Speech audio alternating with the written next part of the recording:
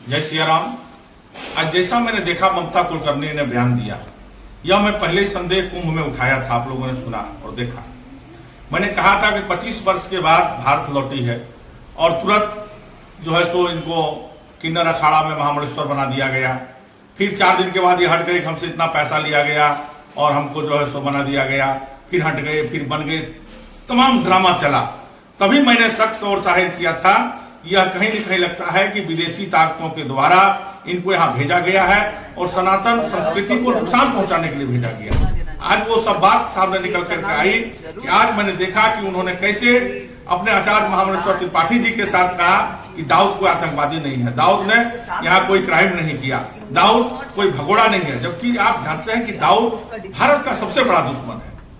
यहाँ हजारों लोगों की हत्या करवाया, उसने बम ब्लास्टिंग कराई, क्या नहीं कराया। आज देश समेत कोर्ट भी उसको भगोड़ा मानता है और आज ममता कुलकर्णी कर रही है कि वह भगोड़ा नहीं है, वह आतंकवादी नहीं है। तो आप जाओ, उनके साथ रहो ना, पाकिस्तान जाओ, दाऊद के साथ रहो। मैं भारत सरकार से मांग करता हूं और तमाम एजेंसियां जो भारत सरकार की है, सीबीआई है, एनआईए है, कि इनका जांच करें और जांच में पता चलेगा कहीं न कहीं यह संदिग्ध है और इनका संबंध कहीं दाऊद से और कहीं और आतंकवादियों से नहीं है।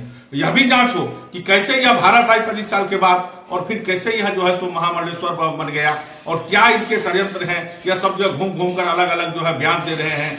तो इस पर जांच हो और ममता कुलकर्णी आप भारत में नहीं, आप पाकिस्तान चले जाओ, दाऊद के साथ रहो। अगर दाऊद ही धर्मात्मा है तो दाऊद के साथ रहो। फिर आप यहाँ संतों के साथ क्यों घूम रहे हो, यहाँ मंदिरों में क्यों घूम रहे हो?